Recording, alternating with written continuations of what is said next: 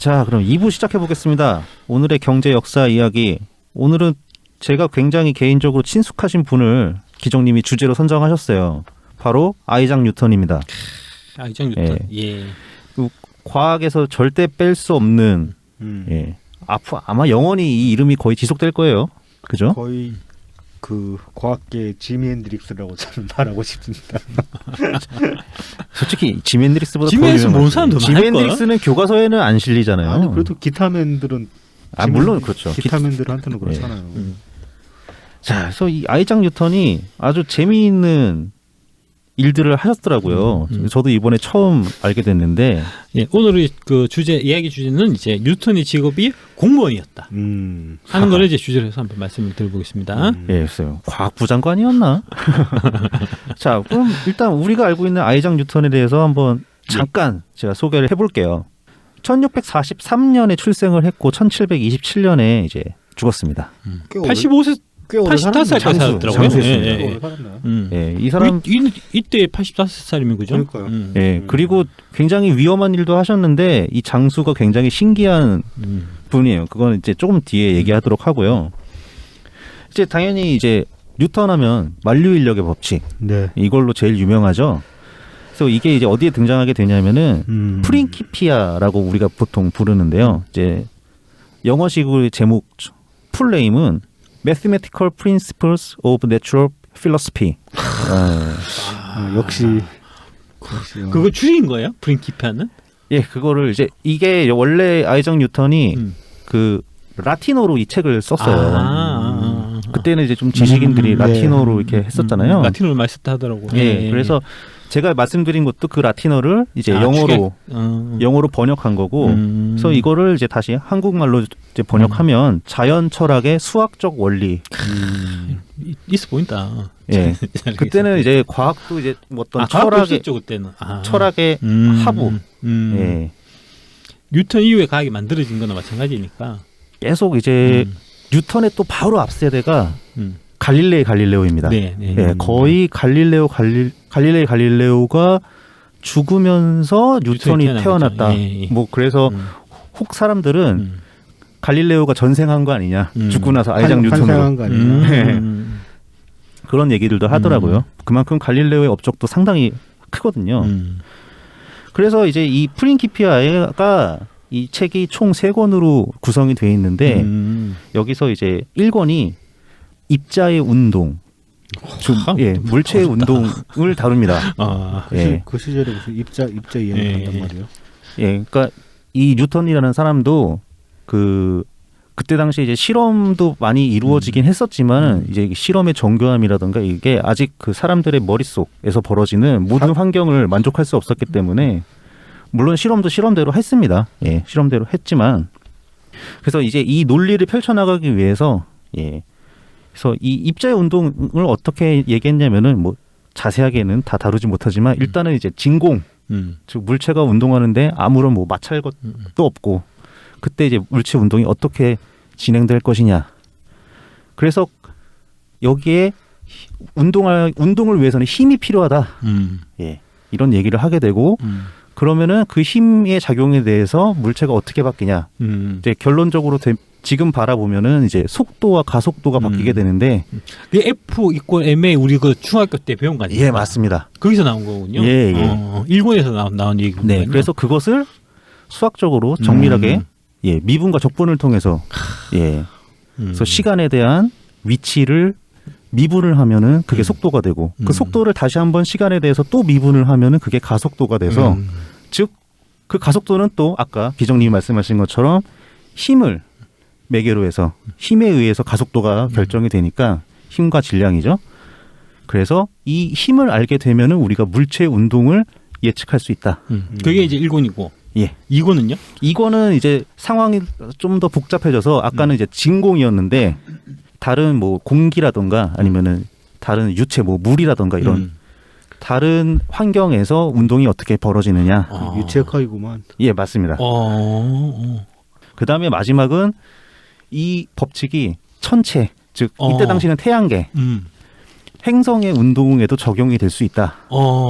예, 즉 만류 인력 그 행성과 행성, 뭐 태양과 행성들 사이에 만류 인력이 존재를 하니까 이 당시에 이제 아이작 뉴턴 쭉 바로 직전에 케플러, 케플러라는 이제 천문학자가 있었는데 그 사람이 행성들이 태양계를 원의 모양으로 돌고 있는 게 아니라 타원의 형태로 돌고 있는 것을 관측한 거죠. 관측을 했죠. 자기 그 스승의 데이터를 분석을 해보니까 도저히 원운동으로는 이게 해석이 안 돼서 이게 타원일 수밖에 없는데 이거를 했는데 왜 타원이냐? 만류 인력의 법칙을 가지고 계산을 해보니 이 만류 인력이라는 것은 힘이 서로 이제 두 개의 질량을 가진 물체 사이에 발생하는 힘인데 이게 그 거리의 제곱에 반비례하는 특성을 갖고 있거든요. 그래서 이건 뭐냐면은 그러니까 멀어지면 멀어질수록 그 힘의 크기가 줄어드는데 거리가 2배 멀어지면은 4배로 줄어드는 거죠. 3배 거리가 3배 늘어나면은 9배로 줄어들고. 그래서 이걸 역제곱의 법칙이라고 하는데 만류 인력이 그런 역제곱의 법칙으로 해서 이 계산을 하면 이 타원 그다음에 이 돌아가는 주기 그리고 심지어 그 행성의 질량도 예측을 할 수가 있고. 아 그래요? 예, 그렇죠. 주기를 그게 가지고. 이제 그 책에 보면은 그러면은 화성인 뭐 몇 톤일 거다 이렇게 계산했다는 거죠. 그렇습니다. 예. 그게 맞나요? 실질적으로 거의 이때 계산한 것과 지금의 계산이 크게 차이가 없다고. 대단하네. 근데 맞는지 틀린지는 뭐 실제 달아볼 알 수는 수는 없으니까. 없죠. 달아볼 수가 없으니까. 그렇기도 하죠. 그렇네. 그냥 지금 시식을 못하는구나. 지금 나와 있는 각종 법칙과 공식에 따르면은 저렇게 추정할 수 있다 그렇게 되는 거니까. 그래서 아이작 뉴턴 전까지만 해도 사실 천문학은 좀 약간 별개의 세계로 많이 인식됐었대요.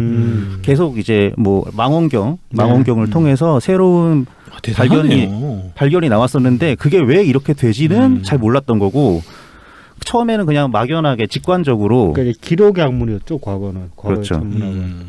그래서 뭐 신학의 영향도 많이 받았고 그래서 처음에 뭐 지구 중심설 모든 행성이 지구를 중심으로 돈다 이런 얘기도 있었고 그게 이제 하나씩 벗겨지면서 깨어지긴 하지만 그래도 왜라는 것은 아직 접근하지 못했거든요. 근데 만류 인력이라는 힘을 적용하면 그리고 이 힘이 모든 물체의 운동에 보편적으로 작용한다라고 아이작 뉴턴이 발견을 한 거죠. 발표를 한 거죠. 그런 대단합니다. 위대한 족적을 남겼습니다. 대단한 사람입니다. 그래서 뭐 과학혁명 자체가 이 뉴턴부터 시작을 했다고 하는 사람들도 있죠. 근데 이제 실제로 보면은 이게 우리가 보통 그래서 기억을 뉴턴은 과학자다. 네. 그렇죠. 직업은 대학 교수 이렇게 생각하는데 그게 아니라며. 그거 한번 말씀해 주시죠. 그래서 뭐 연구는 개인적으로 뭔가 조금씩 계속했고 연구 활동을 했는데 생각보다 발표를 많이는 안 했다 그래요. 이 프린키피아 발표한 나이가 몇 살이죠 그때? 상당히 후반입니다. 40 넘어서. 발표는 만 넘어서. 40 넘어서. 그 저기 젊었을 때 그 뭐죠? 대학 다니다가 네네. 그때 이제 뭐 전염병이 창궐 해갖고. 전염병이 창궐을 해서 고향에 내려가죠. 고향에 내려가서 그때 생각의 정리를 굉장히 많이 했다고 해요. 그때 이제 대충 초안을 20대 때 써가지고 쭉 갖고 이제 갈고 닦고 해서 실제로 발표한 건 40대 발표한 뭐 그런 형태가 되는 건가요? 그것도 뭐 그 주변에서 이제 그거 왜 아직까지도 발표를 안 하고 있었냐 이런 얘기도 있었고 그 손댄 부분이 굉장히 많이 있었던 것 같아요. 그래서 좀 늦게 이거를 발표를 하게 되고 그러면서 이제 여러 가지 논쟁들도 많이 있었어요. 이제 우리가 이제 수학에서 많은 사람들이 싫어하는 이제 미적분이 있는데 이제 미적분의 원조가 누구냐로 그때 당시에 독일의 라이프니츠라는 과학자와 싸웠죠. 크게 싸웠다고 합니다. 근데 이게 얘기가 재밌더라고요. 그냥 싸운 게 아니라 이 두 사람은 서로 원래 잘 알던 사람이었더라고요. 이제 서로 이제 편지를 주고받고 이랬는데 그 편지를 보니까 일단은 뉴턴이 뭔가 미적분에 대한 아이디어를 라이프니츠한테 먼저 소개를 하긴 했어요. 근데 나중에 이제 그 오고 가는 편지 뒤에 라이프니츠가 자기가 미적분을 한 것 같다, 정리한 것 같다. 그러니까는 뉴턴이 야 무슨 소리냐, 아이디어는 내가 먼저 준 거 아니냐, 내가 원조 아니냐. 그런데 이제 훗날 사람들이 이제 대충 비교를 해보니까 일단 편지에서 먼저 쓴 거는 뉴턴이 맞고 그건 기록에 남아 있으니까. 하지만 그거와 상관없이 어딘가에서 또 이런 미적분의 흔적이 시작이 될 수 있는 연구들은 뭐 인도에서도 발견이 된다고 네. 해요. 아, 예. 예. 인도고. 그러니까 이게 뭐 특별히 뉴턴이 원조라고 할 수 있냐. 그리고 뭐 유클리드 기하학에서도 이제 이 미적분을 할 수 있는 시작의 단서가 나온다고 하고요. 근데 이제 이 싸움이 얼마나 엄청났냐면은 이 싸움 때문에 영국 과학계와 독일 과학계가 한동안 서로 단절돼 있었다고 해요. 아, 그게 또 민족 정서 이런 걸 또 애국심 이런 것도 자극해갖고 그렇죠. 그랬구만. 예. 제국주의 때를 그럴 때 보면 별의별 걸로 다 싸웠으니까. 예. 그래서 오히려 영국이 이제 아무래도 좀 고립되는 뭐 그런 결과를 낳았다고 하고요. 뭐 요즘도 축구 때문에 전쟁도 나는. 그렇죠. 이 시대에 또 그렇긴 하네요. 그런 적도 예. 있으니까. 그다음에 이제 뭐 영국 안에서도 이 나중에 이제 영국에는 이제 그 당시에 지금도 있나 모르겠다. 왕립학회라는 이제 예. 과학자들 지식인들의 이제 학회 커뮤니티가 있었는데 나중에 이제 뉴턴이 그 회장이 돼요. 근데 그 회장 되기 전에 이제 전임 회장이 로버트 훅이라는 또 과학자입니다. 예. 이분도 상당히 유명하신 분인데 이분은 흔히 이제 현미경을 개발한 사람으로 알려져 있어요. 아, 예. 예, 현미경. 그래서 세포라는 이름을 붙이고 셀. 네. 예. 그래서 뭐 그림도 잘 그려가지고 현미경으로 이렇게 뭐 파리나 이런 작은 곤충들도 보면서 그림도 엄청 잘 그리더라고요. 그래서 막 그 시대에 뭐 다빈치다 뭐 이런 얘기도 들었다고 해요. 이 사람하고도 엮여가지고 뭔가 좀 라이벌 의식도 상당히 있었고 그리고 로버트 훅도 아까 그 만류인력에서 역제곱 법칙 예. 그거 생각을 이 로버트 훅이라는 과학자도 했었어요. 했었는데 이제 완벽하게 정리가 이제 안 됐었죠. 수학적으로. 아이디어는 이제 서로 갖고 있었는데 뭐 그거 가지고도 또 그 외의 것들로도 라이벌. 예. 근데 얼마나 싫어했냐면은 뉴턴이 이 로버트 훅이 죽고 나서 매우 기뻐했다. 뭐 사람 좀 쪼잔한 것 같아. 그죠? 성격이 매우 괴팍하고 자기 그렇다고 위주인 해요. 것 같아, 그죠? 예. 그래서 평생 독신으로 살았고. 독신, 그렇죠. 예, 평생 독신으로 살았다고도 하고 왠지- 이게 뭐 어린 시절에 양아버지 영향이라는 얘기도 있어요. 양아버지가 굉장히 괴팍한 성격을 갖고 있어서 성격이 좀 강하고 좀 독하고 자기밖에 모르고 좀 그런 좀 성격적으로는 좀 그런 사람이 아니었나. 예. 좀 그런 생각이 들고요. 그런데 이제 이렇게 위대한 업적을 남겼는데 이제 자기가 남겨놓은 연구 노트가 있는데 이분이 쭉 어떤 과학적인 일만 한 게 아니라 이 연구 노트에서 이 과학에 관련된 거는 극히 일부라고 해요. 전체 극히 일부 중에서 프린키피아가 예, 그렇죠. 그렇게 된 거고. 한 전체 연구 노트의 분량이 20% 정도 된다고 하던가. 예, 상당히 얼마 안 되죠. 그 예. 나머지 80%는 뭐냐?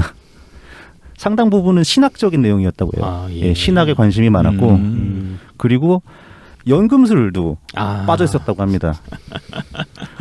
그래서 이 뉴턴의 연구 노트 중에 연금술과 관련된 노트를 나중에 누가 사요. 그러니까 아마 경매 같은 데서 사는데 그 누가 산 줄 아십니까? 누가 샀을까요? 케인즈입니다. 아, 그래요? 예. 이렇게 또 케인즈 이름을 듣게 되더라고요. 또 그렇게 연결되는구나. 네, 그래서 케인즈는 뉴턴을 가지고 그 시대의 마지막 연금술사, 마지막 마법사다 이렇게 표현을 하기도 했어요. 나중에 제가 그 얘기 한번 하려고 그랬었는데 사실은 그 케인즈가 근본이제를 없앤 사람이거든요. 네, 그게 또 연결되는구만요. 사실은 그럴 수도 있겠어요. 이 근본이제를 근대적인 근본이제를 사실 만든 그 기초가 된 게 이 뉴턴이고 그 근본이제를 아예 없애버린 게 케인즈거든요. 그게 또 연결되네요. 그러니까 이렇게 연결할 수도 있겠네요. 또 연금술을 뉴턴은 또 연구했다고 금을 하니까. 만들려고 했고 저렴하게 만들려고 했는데 케인즈는 아예 금을 없애버렸지. 그렇죠. 예.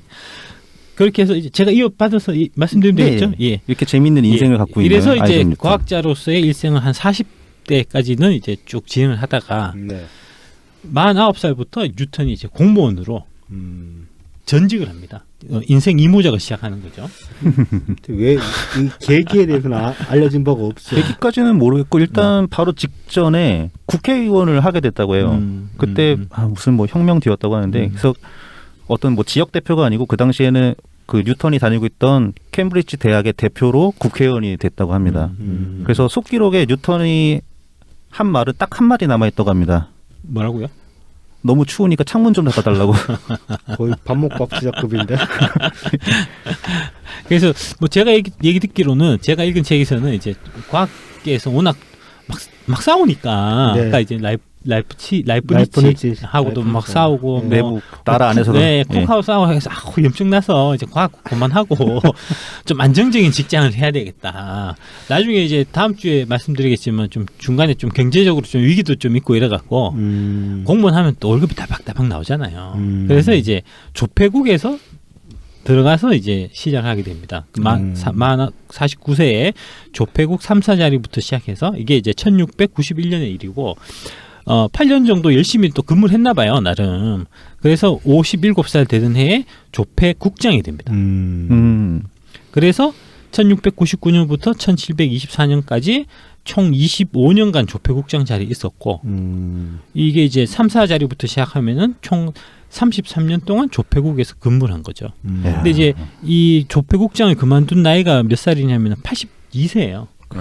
네. 그러니까 이제 나름 이 조폐국장으로서의 역할도 이제 과학자처럼 완전 뽕을 뽑았네. 평생 직장에 네, 뭐. 제대로 이제 잘하지 않았나 이제 네. 그런 생각이 들고 실제로 이제 보면 또 그렇습니다.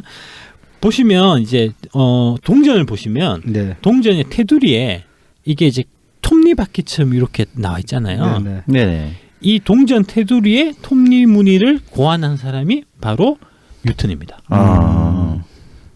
그 왜 그 그레시아메 법칙이라고 악화가 양화를 구축한다 네. 해서 그 유명하잖아요. 네. 네네. 예, 예. 이거 보통은 이제 물건이나 뭐 아니면은 뭐 어떤 뭐 사상이나 뭐 이런 거 네, 예, 네. 예, 비유적으로 사실 많이 쓰는데 네. 이게 악화가 양화를 구축한다는 게 이제 영어의 원문을 보면 bad money drives out good money 이렇게 돈 얘기예요. 악화. 악화가 배드머니. 예, 악화는 bad money, 네. 양화는 good money거든요. 이게 이제 왜 이런 말이 생겼냐면 그 유럽 같은 경우는 특히 이제 로마나 그리스 로마 이런 시대 때부터 보면은 그리스 로마 같은 경우는 그 농사지을 땅이 없어요. 네. 거기 지중해 쓴 기후인데 이제 살기는 좋은데 비가 잘 안 와서 건조해가지고 네. 이게 이제 농사가 잘 안 돼서 기껏 해봐야 뭐 올리브나 뭐 키우고 포도에서 네. 포도주나 먹고 뭐 이렇거든요. 네. 그러니까 식량 항상 부족하기 때문에 여기서는 식량을 구하러 다녀야 되니까 네. 이제 이웃 나라의 뭐 아프리카나 그다음에 터키, 소아시아 같은 쪽에 가서 이제 그 식민지를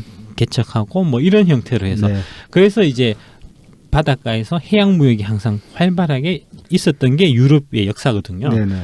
그러니까 여러 나라들하고 거래를 하다 보니까 돈이 필요할 거 아닙니까? 국제 통화. 네. 그러다 보니까 자연스럽게 금화 네. 또는 은하가 그리스 로마 시대 때부터 쭉 쓰였거든요. 네. 그런데 이제 이 여기서 이제 악화라는 게 뭐냐면은 이게 쭉 하다 보면은 우리도 지금 마찬가지지만 이때 당시에도 재정 적자가 일어날 거잖아요. 네. 돈은 이제 자꾸 필요한데 돈은 자꾸 쓸 때가 필요한데 들어온 돈이 부족하면은 그러면 어떻게 하냐면은 이 금화에 들어가 있는 순도를 예, 떨어뜨린다. 순도를 떨어뜨리는 이제 그런 식으로 해서 하다 보면은 그러면은 이제 100% 원래 순금 네. 주화를 갖고 있던 사람은 이거는 이제 100%니까 내가 그냥 갖고 있고 뭐 5% 이렇게 떨어져 밖에 함유 안 되는 거는 그걸 쓰고, 거래용으로 쓴다. 쓰고 예. 그렇게 해서 이제 악화가 양화를 구축한다. 18K 짱 받고 그러니까 이제 14K 돌리고. 악화가 양화의 자리를 대신한다. 뭐 예, 그런 그런 의미네요. 그런 의미입니다. 예. 로마가 사실 이 인플레이션 때문에 망했는데 이게 이제 데나리우스 은하라고 있었어요. 네. 네네. 이때 이제 로마 제국은 은하를 주로 많이 썼는데 이 데나리우스 은하가 3.8에서 3.9g 정도 100% 순은 이렇게 해서 처음에 딱 만들어졌는데 네. 로마 제국 시작하고 조금 지나서 유명한 사람이 네로 아닙니까? 네. 네로 네네. 황제. 네로 황제 때 벌써 이게 이제 100%에서 92%로 좀 줄어들어요. 그러다가 카리큘라 또 유명하잖아요. 네. 카리큘라쯤 가면은 이게 50%로 줄어들고 이제 서기 3세기 돼서 발레리아누스 때 되면은 이게 5%로 확 줄거든요. 엄청나게 줄어드네요. 그러니까 20배의 인플레이션이 있었던 겁니다. 그만큼 이제 뭐 재정 적자가 있었겠죠. 네. 이러다가 이제 콘스탄티누스 대제라는 사람이 유명하죠. 이제 기독교를 받아들이고 이제 로마를 동로마 서로마로 이렇게 분리했던 네, 이제 네. 그분인데 이 콘스탄티누스 대제 때 은하가 이렇게 해서 점점 이렇게 같이 없어지니까 은하 끝 금화로 가자 해서 솔리두스 금화 화폐 개혁을 한 거네요. 화폐 개혁한 겁니다. 네. 예. 그리고 이후 100년 뒤에 로마가 멸망하고 뭐 이렇게 된 건데 이런 형태가 있고 이런 형태로 해서 이제 그 정부 차원에서는 안에 들어가 있는 금화의 비율을 조작을 함으로 인해 가지고 악화를 만드는. 그러니까 이제 화폐의 가치를 조작하는. 예. 그래서 그 주조 차익을 챙기는 이거를 이게 프랑스 말에서 세뇨리지라고 하거든요. 아, 예. 발음이 세뇨리지를 챙기는 이제 이런 일들이 있었고 정부가 하는데 이제 민간도 그러면은 가만히 있을 수 없잖아요. 그렇죠. 나도 이제 좀 해야 되겠다. 돈 녹여가지고 이제 뭐 막. 예, 예. 그래서 민간들이 주로 많이 썼던 방법이 뭐냐 하면은 테일링이라고 네. 옛날에는 이 뉴턴 이 이렇게 톱니무늬를 만들기 전에 이게 없었어요. 네네. 어떻게 하냐면- 매끈매끈했다는 거죠. 예, 매끈매끈했어요. 네. 그러니까 어떻게 하냐면은 요거를 이제 테두리를 네. 이게 뭐 사포나 뭐 이렇게 뭐 이런 걸로 해서 갑니다. 가라. 싹싹 갈면 네. 이게 이제 크기가 조금씩 줄 거 아닙니까? 그 부스러기를 모아갖고 다시 또 만들고. 예 금을 만들고 아, 이런 식으로 해서 이제 테일링한 애들이 이것도 엄청난 노력이 이거 필요했겠는데. 그거 아닙니까? 옛날에 그 버스 회수권 열정짜리 붙어 있는 거 열정짜리 잘라가지고 맞아, 11개 그거 아닙니까? 그거? 그런 일들이 되게 빈번했었거든요. 옛날이나 지금이나 사람 생각하는 거 똑같구나. 그래서 이제 이게 일부 그런 것들이 조금 준 게 쓰면 마찬가지로 여기 이것도 이 악화가 조금 줄어든 게 시중에서 유통되고 정상 크기는 숨어버리니까 이 톱니를 새긴 게 이 예. 테일링 방지용이군요. 그렇죠. 예. 이게 톱니를 새겨 놓으면 이거를 갈면 표가 나잖아요. 네네. 이렇게 해서 이제 해서 유턴이 한 일이 뭐냐면은 두 가지 형태. 화폐의 무게. 네. 그리고 그다음에 이제 화폐의 무게와 그 황금이 들어간 비율의 정확도를 네. 개선했고 수학자니까. 네. 그다음에 이 테일링을 근절했어요. 그래서 그다음에 한 일이 이제 이때 당시 금하고 은하고 같이 금은 복분이제를 썼었는데 네. 은을 아예 없애버리고 금본이제로. 요것도 좀 이유가 있는데 이제 이때 당시에 중국하고 영국하고 무역이 있었거든요. 네. 영국에서는 중국의 본 차이나 네. 그 도자기 같은 거, 네네. 그다음에 뭐 그런 이제 비단 같은 거 이런 거 네네. 사오고. 근데 이제 영국에서는 딱히 중국한테 줄 게 없잖아요. 네. 중국은 뭐 영국에서 갖고 갈 게 없으니까. 네. 그 대신에 은을 줬어요. 그 은행이라고 우리가 얘기하잖아요. 네. 그 은행이 은자에 이게 돌아다닌다는 행자거든요. 그 중국 같은 경우는 은을 이제 저기 통화로 썼기 때문에 은을 유통하는 거를 예, 은행이라는 예, 거군요. 예. 그래서 은행이라는 말이 생긴 거거든요. 그러니까 이렇게 형태로 돼서 하다 보니까 유럽 기준으로 보면 은은 점점 귀해지고 금은 그 가치 그대로 있으니까 이게 원래 딱 금은 복분이제에서는 이게 이제 딱 고정된 그 기준이 있는데 네. 그 기준이 자꾸 깨지는 거죠. 그래서 이제 뉴턴이 은 아예 없애버리고 금본이제로 가자 해서 이제 했던 거고 이 화폐의 신뢰도를 이 사람이 그 조폐국장에서 가장 중요하게 한 일이 이제 그 화폐 신뢰도를 이렇게 이제 그 유지를 하는 게 제일 중요한 거니까 네. 당시에 이제 화폐 위조범은 잡아가지고 열심히 사용을 시켰다는 교수형을 했다고 하더라고요. 예, 목을 예, 매달았다고 예, 하는데 예. 뉴턴이 또 그 당시에 이런 걸 되게 좋아했다고 하더라고요. 이 사람들 잡혀가지고 교수형 당해서 죽는 거를 예. 보면서 즐거워했다는 되게 즐거워했다는 속설이 일화들이 있습니다. 예. 좀 변태네. 성격적으로는 좀 문제가 있었던 사람 같아. 평범하진 좀, 않죠. 예, 똑똑한 사람이 좀 그런 면이 있죠. 예. 그래서 이런 형태가 해서 하다 보니까 결국은 영국 화폐의 신뢰성이 제고된 겁니다. 네. 되게 이제 사람들이 이제 영국 화폐 믿을만 하지 이렇게 된 거고 그러다 보니까 어떻게 되냐면은 화폐가 신뢰성이 있으면 네. 상행위가 되게 활발해져요. 네. 자유롭게 주고받고 뭐 믿고 화폐 네. 해서 할 수 있으니까 옛날 같으면은 이것도 위조 화폐 아니냐. 깨물어보고 깨물어보고 무게 재보고 달아보고, 녹여보고 예. 이래야 되니까. 그러니까. 근데 그런 일들이 다 없어지니까 네. 뉴턴만 믿고 영국 만든 이제 화폐는 쭉 쓰면 되니까. 그래서 자유상행위 확장이 이게 뒷받침이 된 거고 이 상황에서 이제 이분이 1727년에 돌아가시고 한 50년 지나서 1776년 정도가 되면은 아담 스미스의 국부론이 나오죠. 네. 국부론이 이제 자유롭게 거래를 하게 내버려 둬라 네. 하고 이 오무렵에 이제 증기기간 산업혁명. 예, 방직기해서 산업혁명의 기초가 되는 겁니다. 이게. 네. 산업혁명의 기초로 튼튼한 화폐, 신뢰할 수 있는 화폐를 이제 만들게 된 거고 그렇게 하다 보니까 결국 국제무역에서는 이거를 이제 스틀링화라고 하더라고요. 정식 우리가 이제 영국 하면 파운드 네. 이렇게 생각하잖아요. 정식 명칭이 파운드 스틀링화인데 네. 국제무역에서 파운드 스틀링화가 기준이 됐는데 이게 이제 뉴턴의 공이라는 거죠. 믿을 수 있는 통화를 만든 거니까 그렇게 하다 보니까 영국이 기축통화국이 됐고 네. 그래서 19세기에 그러니까 1800년대부터 영국의 빅토리아 시대에 영광이 됐고 해가 지지 않는 제국으로 연결이 된 거죠. 대영 제국. 대영 제국의 네. 이제 기초를 닦은 사람이다. 이만큼 이제 안정된 통화가 중요하다. 예. 이제 그런 거고. 근데 이제 이게 통화가 아까 이제 로마 같은 경우도 마찬가지지만 돈이 필요할 때가 있어요. 정부가. 네. 그래서 인플레이션이든 나발이든 어쨌든 돈을 막 써야 될 때가 있는데 그 중에 이제 아주 중요한 게 전쟁입니다. 네. 제2차 세계대전이 일어날 때 영국 입장에서는 이건 뭐 재정 적자가 몇 프로니까 이제 무기를 이까지만 사고 더 사지 마 이렇게 할 수 없잖아요. 그러니까 그렇죠. 전쟁 이겨야 네. 되니까. 네. 보통 전쟁이 일어나면 재정 적자가 막 급증을 하거든요. 네. 그러면서 1, 2차 세계대전을 거치면서 재정 적자가 급증하고 파운드가 이제 증발되면서 그러면서 이제 미국으로 패권이 이전됐고 네. 그래서 대영 제국이 몰락한 거는 파운드화의 몰락과 함께했다.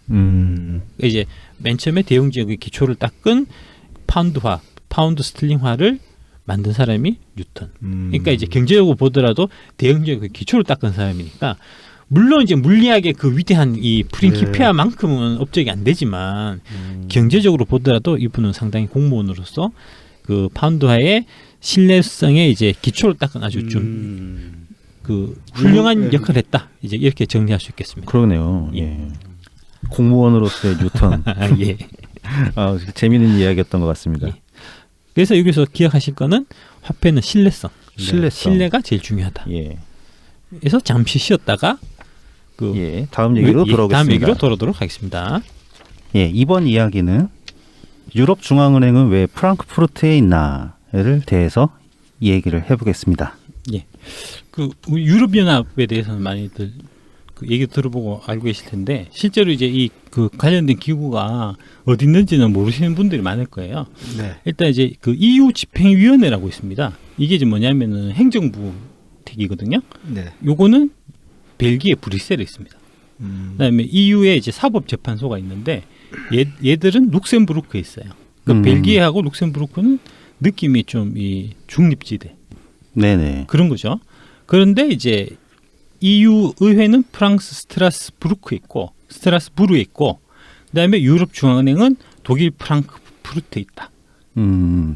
이게 이제 EU 의회가 프랑스에 있는 게 ECB 그러니까 유럽 중앙은행이 프랑크푸르트에 있기 때문에 프랑스도 우리도 뭐 하나 해야 되지 않냐 해서 이제 의회가 프랑스에 간 거거든요. 실제는 그러니까 굳이 그 독일 프랑크푸르트에 유럽 중앙은행이 있어야 했던 이유 그거에 대해서 오늘 말씀드리려고 합니다. 이 독일 프랑크푸르트는 독일에 이제 그 저 유럽 연합 되기 전에 독일 중앙은행인 그 분데스방크라고 있거든요. 네. 네. 그 분데스방크가 바로 프랑크푸르트에 있었습니다. 그래서 이제 독일 통화, 독일 마르크의 그 위세를 이미지를 네.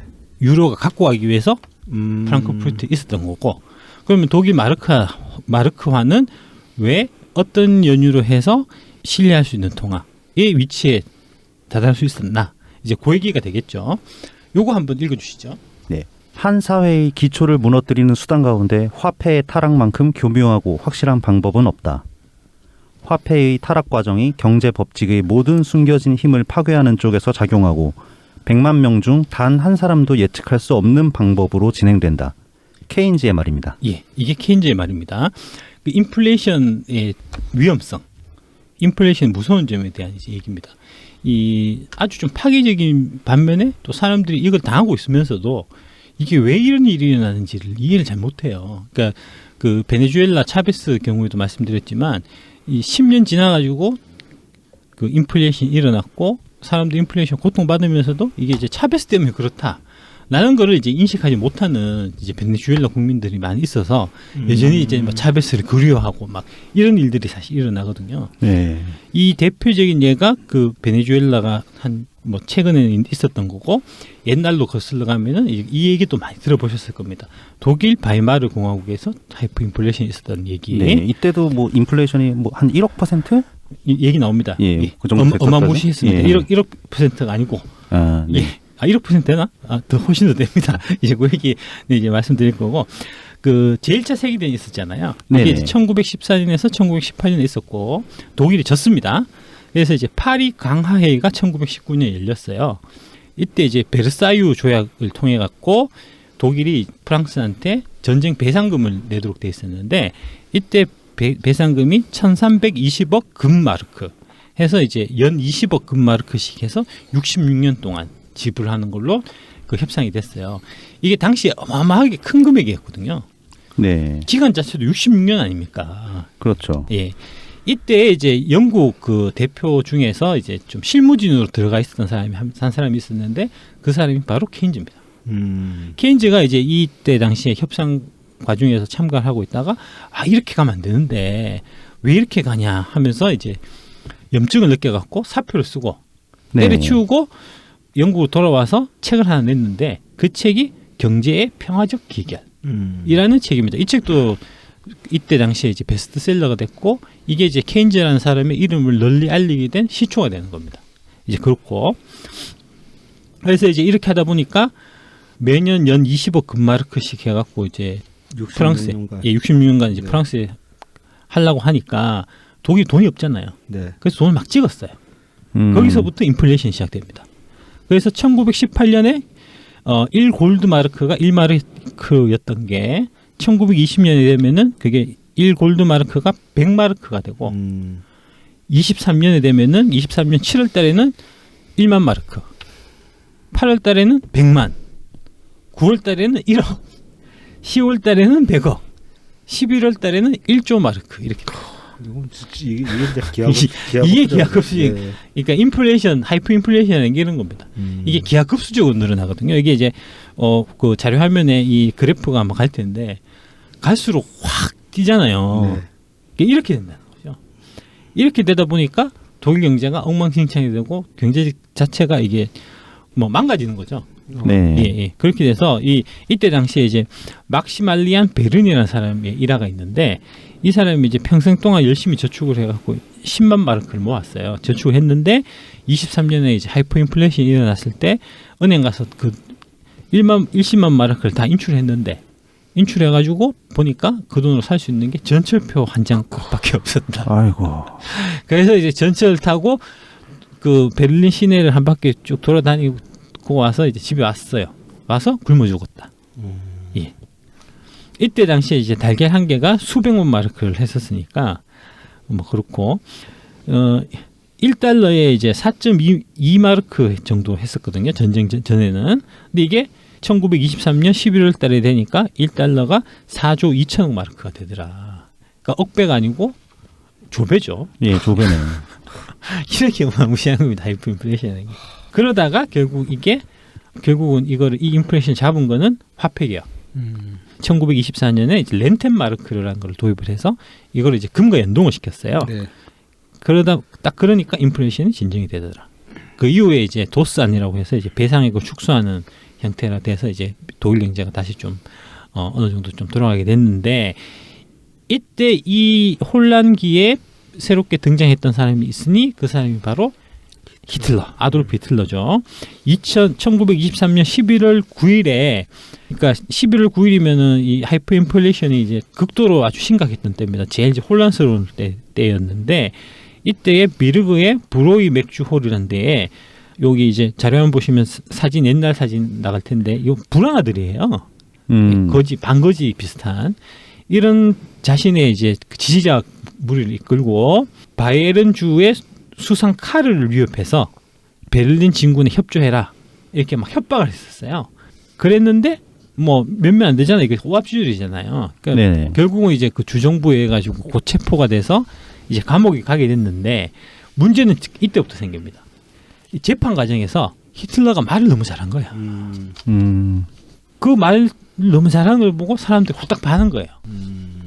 마치 그래서 차베스가 1차 쿠데타 실패하고 예. 차베스하고 똑같잖아요. TV 연설한 다음에 TV 연설해가지고 2차 쿠데타 실패하고 TV 연설 통해가지고 확 인기를 끌었던 것처럼 히틀러도 똑같아요. 네, 그래서 뭐 5년형을 선고받았는데 실제로는 9개월만 복역하고 나서 감형받아서 감옥에서 이제 쓴 책이 유명한 그 나의 투쟁이라는 책을 쓰고 결국 1929년에 대해서 세계 대공황이 왔을 때 나치가 집권하게 됩니다. 그래서 독일 사람들이 이 일을 쭉 겪고 나서 인플레 때문에 결국 우리가 나치까지 갔구나 교훈을 얻은 거예요. 전후에 가서 그래서 독일은 인플레를 극도로 증오하게 됩니다. 네.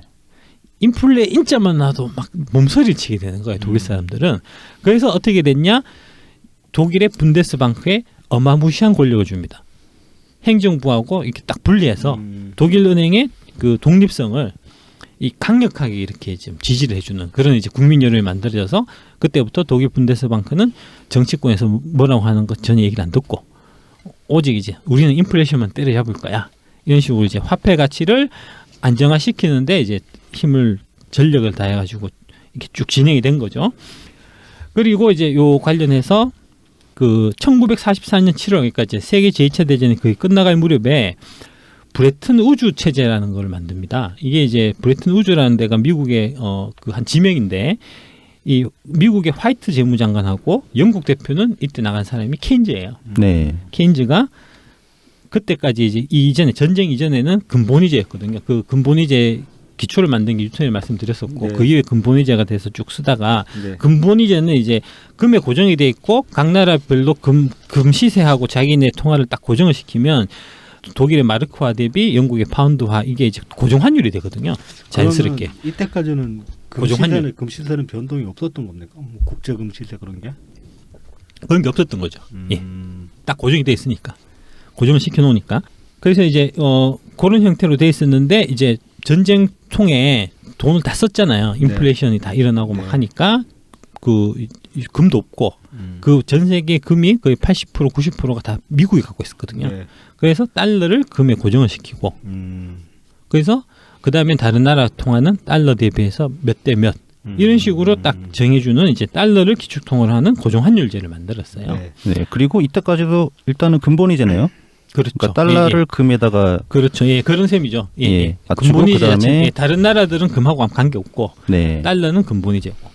그래서 이제 달러를 갖고 가서 금으로 바꿔줘 이러면 바꿔주는. 그러니까 근본이자라는 게 이제 뭐냐면은 내가 이제 뭐 금이 1kg 있으면 1kg에 100달러 이런 식으로 이제 갖고 가면 100달러 주는 이게 이제 근본이제거든요. 네.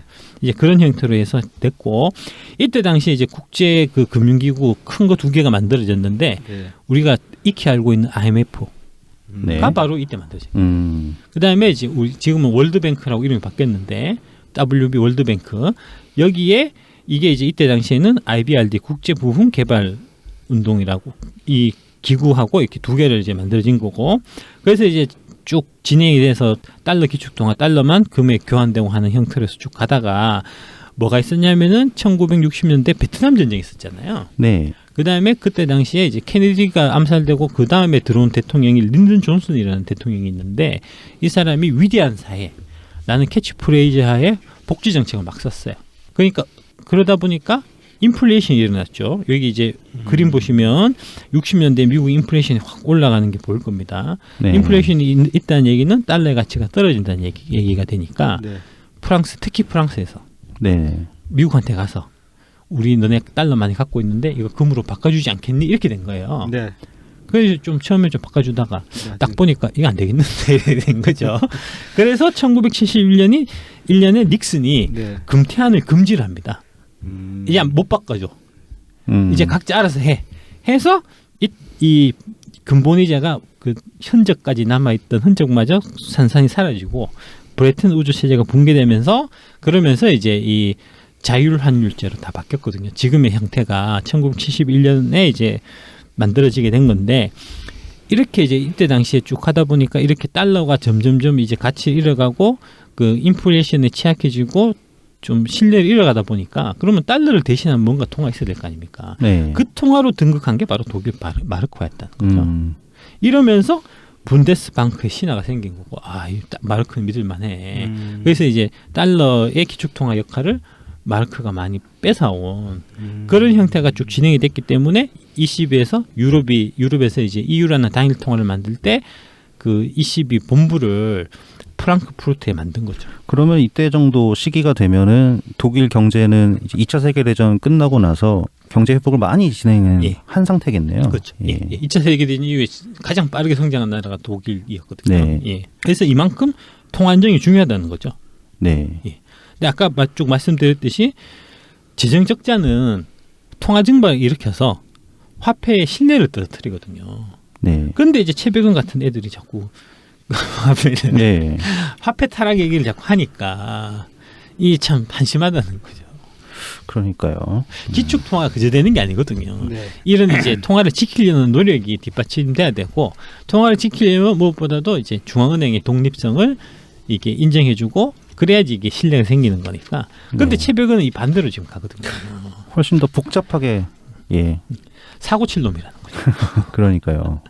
이제 이런 말씀 드리고 아니 이런 수많은 실패 사례들이 충분한데 왜 자꾸 끄집어내는지.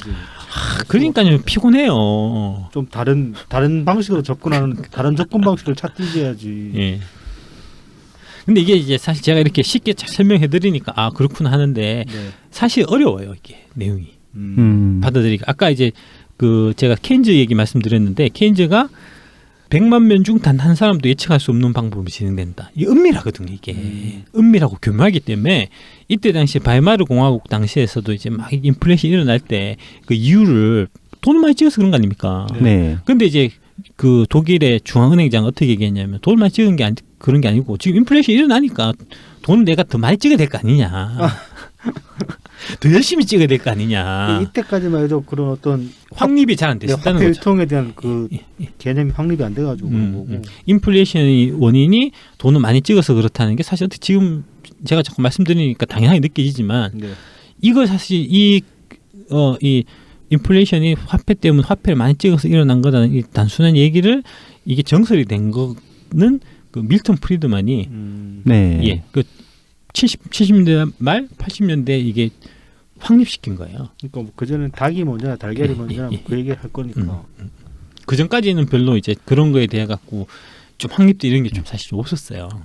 네. 예. 그래서 이제 그 제1차 오일 쇼크 때 같은 때문에 인플레이션이 막 일어났었거든요. 네. 그때 이제 정부에서 어떻게 접근했냐면 아 이거 기름값이 올라서 그렇구나. 그죠? 당연히 그렇게 생각할 거 아닙니까? 그죠? 기름값이 올라서 그런 거니까 그러니까 이제 기름값은 당장 내가 때려잡을 방법은 없으니까 임금을 못 올리게 하고 네. 그다음에 물가를 이제 저기 생필품 같은 경우는 이제 가격 상한제 실시하고 그렇게 해서 물가를 잡으려고 했지만 번번이 실패를 했었거든요. 그런데 이제 밀턴 프리드만이 그 얘기를 하고 이거는 인플레이션은 결국 화폐 형상이기 때문에 유가 오른 게 문제가 아니다. 네. 네가 지금 이 베트남 전쟁하고 이제 뭐 위대한 사회가 이런 걸 하면서 돈을 많이 찍어서 그런 거다. 돈을 줄이면 해결될 거다라고 얘기를 해서 그 얘기를 누가 받아들였냐면은 그때 1980년대에 그 폴 볼커라고 네. 아 연준 의장. 예, 연준 의장. 예. 당시. 예. 미국의 이제 FRB 의장이 오케이 그럼 내가 돈을 줄일게 해서 그때 당시 기준금리를 뭐 15%인가 이렇게 네. 가지고 갑자기 확 올렸어요. 올리니까 인플레이션이 바로 잡혀. 거긴 잡히고. 예. 그러면서 이제 베네수엘라는 그렇죠. 큰일 나고. 예. 그러면서 이제 그 이후에 이게 돈을 많이 찍어서 인플레이션이 일어나는구나. 이게 네. 이제 그때부터 그 이후부터는 이게 정설이 된 거죠. 그런데도 불구하고 돈을 많이 찍어갖고 인플레이션 나서 나를 말아먹는 애들 있잖아요. 또 자베스 같은 애들 있잖아요. 예. 최백은도 그 얘기하잖아요 지금. 그러니까요. 그러니까 실패 사례가 딱 있는데 같은 얘기를 그러니까, 계속 하는 예, 게 예. 참. 그러니까 옆에 자꾸 얘기해줘야 된다고. 야, 너 옛날에 말해 이런 일 있었다.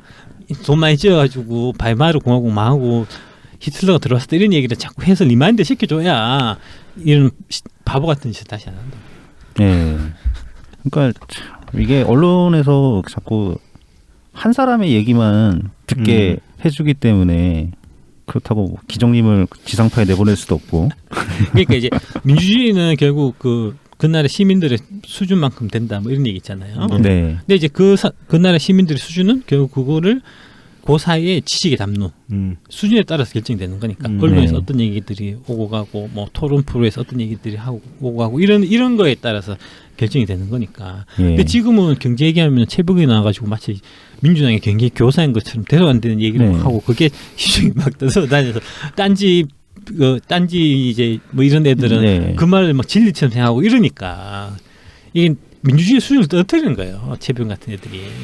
이런 내용을 알고 계시는 분들이 많을 텐데 경제학 교수님이 뭐 최백은 교수님만 있는 것도 아니고 너무 말씀들을 안 하세요. 안 불러주기도 하고 그런 말 별로 듣기 싫은 거죠. 사실 정치인들 입장에서는. 그러니까 기본소득을 해야 되잖아요. 꼭 해야 앞으로 대통령이 가능성이 있는데 기본소득을 하려면 화폐를 증발시켜 갖고 뭐 해야 될 거 아닙니까? 네. 근데 이제 그 성태현이나 이런 이제 좀 정통 경제학자 불러가지고 얘기를 하면 인플레이션 이런 게 일어나고 하니까 그건 안 됩니다. 포기하시죠. 이렇게 얘기할 거 아닙니까? 최백은이 불러오면 괜찮아요. 괜찮아요. 써도 돼. 인플레이션 해도 부자들만 가난해지는 거지. 그냥 서민들은 관계없어. 이런 식으로 얘기해주면 얼마나 달콤하게 들리겠습니까? 그러니까 아니, 그런 사람을 부른다는 거지. 10만 마르크 찾아가지고 지하철 한 번 타고 그 다음에 굶어 죽었는데 어차피 10년 뒤니까. 참. 그거는 내가 내 인기 안에는 관계 없잖아요. 그렇게 된다. 아니 본인은 인기도 없잖아. 최백은 교수님은 인기도 없으신 분이. 진짜 벌 받아야 돼요. 이렇게 그러니까 말하는 거. 예전에 뭐 지난 에피소드에서 호구맨님도 한번 말씀하셨지만 책임지지 않아도 되는 사람이 엄청난 얘기를 책임질 수 없는 사람. 질 수도 없는 사람이죠. 예. 이단은 무슨 수로 책임을 지겠어요? 뭐. 예. 뭐 옛날처럼 뭐 길로틴으로 목을 자를 수도 없고. 그러니까 차베스나 루이 14세나 그런 사람들은 자기 죄값은 치른 거죠. 죽었으니까. 그렇죠. 예. 차베스는 근데 병 걸려 죽었어. 차베스는 병으로 죽었구나. 차베스는 천수를 누렸습니다. 맞다. 그것도 사실 그 루이 16세는 죽었지만 네. 그 원흉은 루이 14세거든요. 네. 베르사유 궁전 만들고. 그렇지. 예. 14세는 근데 또 안 죽었구나 그러고 보니까. 절대 왕권에 갔어. 제대로 간 사람이 없구나. 말아먹고도. 참 그것도 문제네요. 이게 10년 뒤에 오니까 그런가 봐요. 그러니까 이제 중앙은행을 정치권하고 거리를 두고 간섭을 못하게 하는 게 이게 이제 인플레이션은 효과가 나중에 나타나는데 네. 정치인은 당장 자기가 해갖고 하면 끝나면 끝이니까. 네. 자기 임기 내에는 좋거든요. 네. 그러니까 이제 그렇기 때문에 중앙은행을 분리시켜서 중앙은행이 정치하고 무관하게 이런 이제 딱 인플레이션 요것만 딱 보고 정책을 시행하게끔 이렇게 구조를 사실 만들어 놓은 거거든요. 그거를 이제 엎어버리고 뭐 중앙은행의 민주화, 한은의 민주화 이런 이제 명목을 달고 자지우지하려고 하는 거니까 정말 위험한 거죠. 네. 그 전두환도 아직 못 때려잡는데 예를 들어서 이재명 대통령 시켜놨다가 한 10년 뒤에 독박 쓰면은 그건 그렇죠. 무슨 수로 단죄할 거예요. 그러니까 지금 막아야 진짜. 됩니다. 우리가.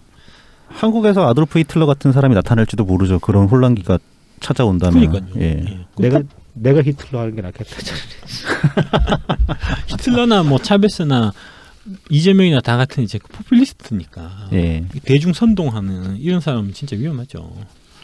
그런 사람들의 이제 이론적인 그 뭐랄까 뒷받침이 돼주는 게 최백은이기 때문에 우리가 맨날 최백 까는 거 아닙니까? 그렇죠. 예. 의미가 있는 일이라니까요. 그렇습니다. 예. 포퓰리즘을 경계하는 라이브 TV입니다. 예. 그럼 다음 얘기로 넘어가겠습니다. 예.